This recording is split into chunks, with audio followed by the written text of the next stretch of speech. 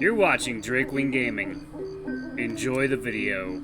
Hey guys and gals, Nary here for Drakewing Gaming. As some of you know me on Twitter, The Gaming Drag. Today I'm coming back at you another Let's Play episode of No More Future.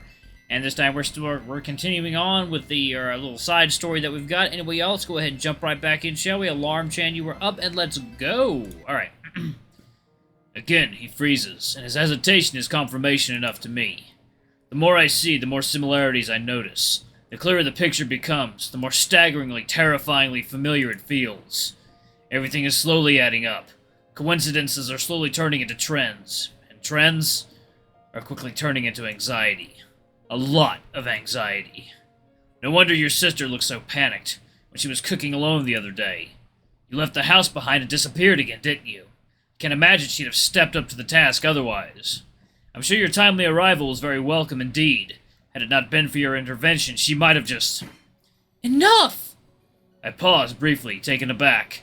The lamb didn't exactly shout. In theory, it was just a few decibels short of that. In practice, I think I could still hear his voice ringing in my ears. The child huffs and puffs for a little while longer, still recovering from his unforeseen exertion. Slowly the anger in his eyes was replaced by fear, and then, soon after that, regret. I'm sorry. I didn't mean to yell at you like that. You didn't yell, if that's what you're concerned with. He turns his gaze to face me, looking somewhat unconvinced.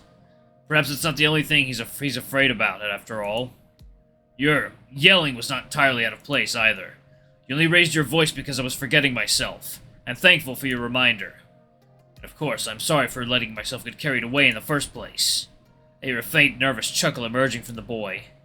It's nice to hear you apologizing, but you really don't have to.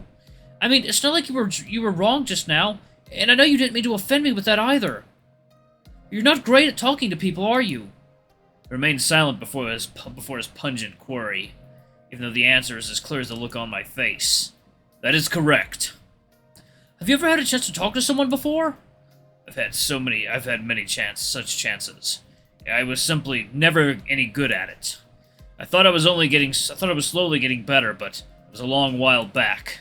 And since then, I haven't had many opportunities to get back into the habit. Oh, so that's it. He ruminates on my words for a while, an unexpectedly sorrowful look in his eyes. Nonetheless, I take responsibility for my own failings. You don't have to make excuses for my poor choice of words. I'm not making excuses, but I'm not blaming you either. You know how you said that I'd be the one talking on Daphne's behalf had things gone differently earlier? I nodded briefly, still too embarrassed to respond with words. I mean, I guess it's true that I'm a little better than Daphne at small talk, but only a little. Neither of us had many opportunities to talk to others growing up, aside from our parents and each other, of course. He started scratching the back of his neck, a red tinge spreading on his cheeks.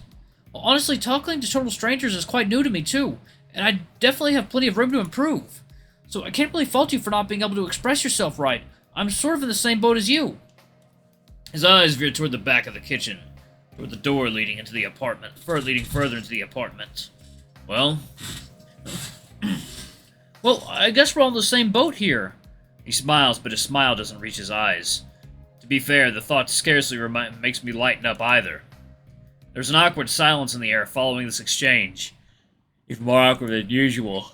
We've sort of exhausted all avenues of conversation, all the irrelevant ones anyway. The child, in his wisdom, is well aware of this.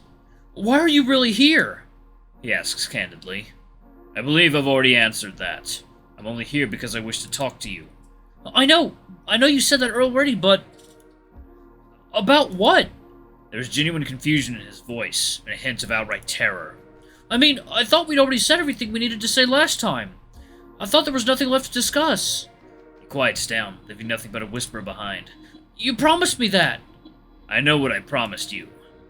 I cut him off forcefully. If you fear I've let you down, know that I've absolutely no intention to. I've held my word so far. I'll keep on doing so in the future. I may not look the part, but I am trustworthy, and I do make an effort to keep all my promises. My words seem to resonate somewhat with the boy, who lets go of a breath he likely didn't know he was holding in. 1 second, y'all. It is water time. Oh yeah, that's the stuff. Let me unlock this one for early for next chug. There we go. All right. He still has his doubts, but at least he's not afraid of the ceiling coming crashing down on him anymore. But then, why are we still here? Why are you following my sister around? Why do you keep showing up at our place? I know I can trust you, that you mean no harm, but I'm so scared. I feel my lips twist slightly at the assertion, as if on reflex. Yes, there's no question about that. Rest assured, I don't intend to involve myself here any more than I strictly have to. I lean forward a little, trying to establish eye contact. That probably didn't help make him any less scared, truth be told.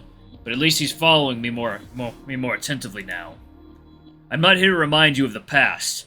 I wish to ask you about your present. My present? He stutters, confused, as his eyes veer towards the floor. Why? It's all the same as ever. The situation's exactly the same as it was before. Daphne heads out every day, trying to look after me, getting herself in trouble, coming home every night tired or beaten, well, I'm just... He makes an unfamiliar gesture with his arms and hands, which I cannot describe or understand. Here! He mumbles out, wholly exhausted. Nothing's changed. No matter how hard I try, nothing ever changes. Does it? I ask, unconvinced. You say that, but things have changed, haven't they? Something new is in the air. An uncommon variable has entered the ephemeral equation. Meaning? Now I'm the one on the verge of sighing. I'm talking about the android, the synthetic. It takes the young lamb a few seconds to put my words together in his mind. I know he's well aware of what I'm talking about. I believe it's more so the suddenness of the topic that managed to stun him. Isaac? That's what this is all about? He inquires curiously, as a wave of both relief and skepticism washes over him. Is there a problem with that? No, not at all. I'm not against the topic or anything, but... You know you could have just started with that question, right? Goodness. Judging by his expression, that might have ended up sparing him from quite a few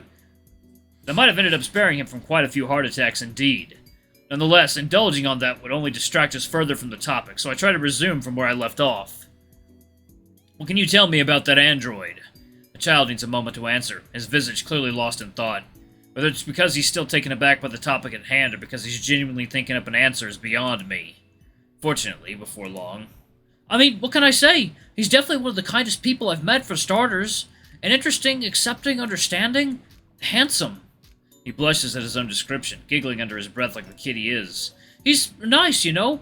Nicer than I could have hoped for, even though I haven't known him for long. Having said all he felt the need to say, and seemingly feeling a little embarrassed about it all, the child's face regained some of the same nervousness from earlier. Why do you ask? I mean, why me specifically? I'm not exactly an expert on the topic or anything. I've only known Isaac for a couple days now, and over that extremely brief time, he's gotten closer to you than any stranger ever did, hasn't he? The boy quiets down, surprised, as soon as I get my point across. I'm sure you've noticed already, from the very moment you've met him. The way he jumped in when he saw you in need, the way he didn't hesitate to put his life on the line. Something feels different about him, doesn't it? Like he's of a different breed from the rest of the people out there. The young lamb quiets down for a moment, looking somewhat curious. I mean, he is an android after all. You don't see many of those around. 1 second, y'all. It is water time, and my god, I need it. My throat is dry. Oh yeah. No wonder he made an impact on you. Emphasis on the looking, clearly. Fortunately, as his gleeful chuckling soon confirms, he's not entirely clueless. It's kind of easy to forget, though, isn't it? If you're not looking his way, don't pay too much attention to his voice, you almost can't tell him apart from any other human. He says it's because he really is one deep down, or was at some point. The marvels of modern technology, huh? You believe him? I ask, entirely serious. I mean, why not? Doesn't hurt me to believe it. Doesn't hurt him to believe it either. He's definitely earned the title in my eyes, at least. He says with a hint of uncertainty in his eyes. After all, that's what he wants to be seen as, right? Human, I mean. Even though sometimes I almost feel like it's an insult thinking of him as such. He hesitates for the briefest of moments before continuing. I guess you were right. He really is something else compared to everyone else I've seen. Hearing this, I can't help but nod in agreeance. It could be due to his own strange circumstances. Something to do with the way he was raised, or whatever he's become. I can't help but feel as though what he did that day was rather extraordinary, in its own small way. I haven't seen anything similar happen in the short time I've been here. Putting himself out there, standing up for someone else he didn't even know. Unusual qualities in this time and place, are they not? It doesn't seem like the child is following me anymore. He's evidently thinking, and Not about what I said. At least not the way I was expecting him to. Is that why you were so interested in Isaac, then? Because he reminds you of you? Staggered, I stand up and back away from the boy, as though hoping to dodge a vehicle trying to run me over. I don't... Evidently, I was far too late to avoid the impact. The words that come out of my lips next are slow and almost slurred, as though I were still recovering from the non-existent crash. Eventually, some sort of coherent thought shines through the darkness. You think so? I mean, sorta? You both appeared in my life in very similar ways, after all. You're both in the right place, at the wrong time. I need a moment to breathe, and focus on what the child just said. Unfortunately, he does not afford me such a luxury. I know what you're really here to ask now. Well, I think so anyway. But the answer's no. A cryptic reply on its own. To fill in the blanks, however, I need only meet the child's sorrowful gaze. Hey, you don't need to look so gloomy. I'm fine, really. I'm happy that I've met you, both of you. Aside from my family, you're the best thing that ever happened to me. You're nice and kind and understanding, and you're always there when I need you. If anything, I only wish I could have met you two a little sooner. The lamb needs a moment to collect himself. For that matter, so do I. After a while, a gloomy smile returns to his face. Oh, well, it is what it is, you know. I suppose. An uneasy silence follows, only to be broken by the boy's quiet mumblings. So, does this mean I answered your questions after all? All of them. Yes. I stand up once again and face the door. Silently, I begin to head toward the exit. Wait, you're leaving? That was the idea, yes. You showed me hospitality and answered all my questions. I'm grateful for that. But I believe I've troubled you enough. It's about time I take my leave. Troubled me? Far from it. I really do appreciate you coming to visit, even if it was a little sudden. There's a little anxiousness in the young lamb's voice, but he seems genuine enough, which is surprising indeed. I've expected him to be thrilled at the thought of me leaving, but instead, he almost sounds sorrowful. You sure you don't want anything to eat? Not even for the road? I'll pass, this time at least. That makes me wonder. Midway to my goal, I turn around and face the child with a dubious look in my eyes. Actually, there is something else I wish to ask. What is it? I was waver for but a moment, immediately regretting my decision. In the end, though, it's only right that I ask. Would you prefer to never see me again? 1 second, y'all. It is water time.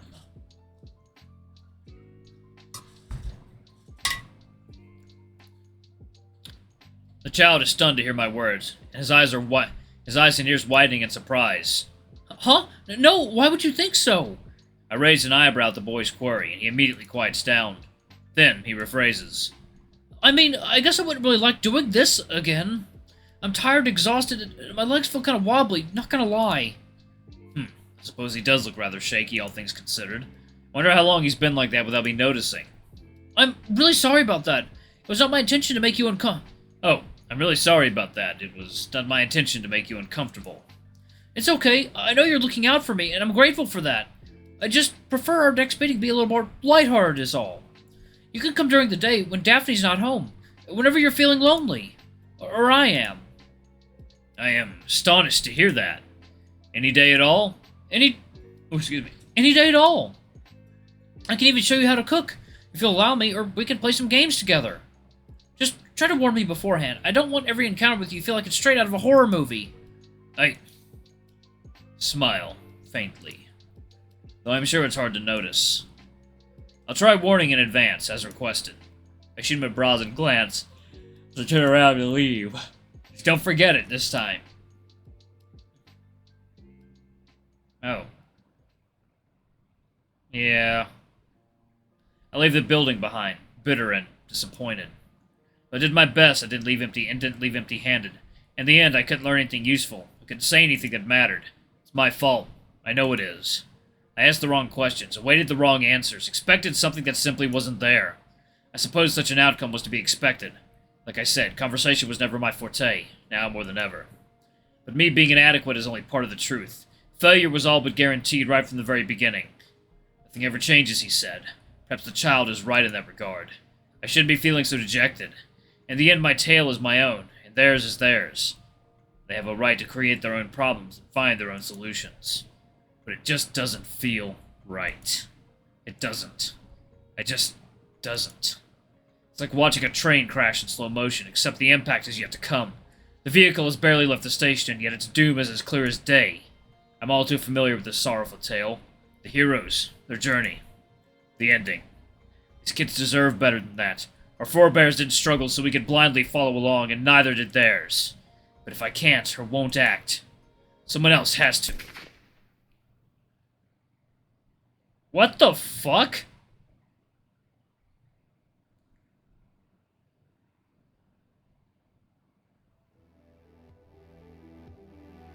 Yep. The figure rises from the floor, clutching the hole of the bullet left with his hand. In the shadows, the wound is barely visible, and before long, not even that is possible.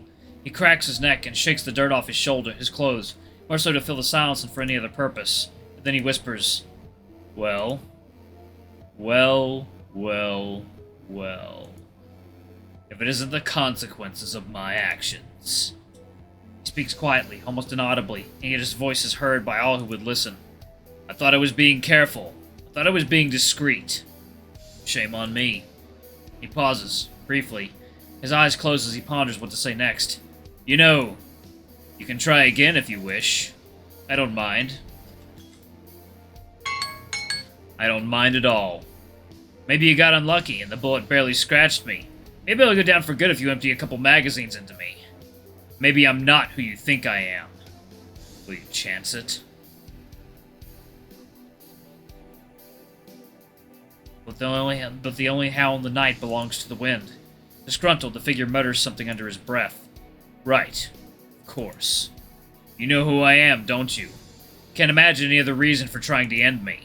Then again, if you knew for certain, you probably wouldn't have tried at all. Like I said, I don't mind.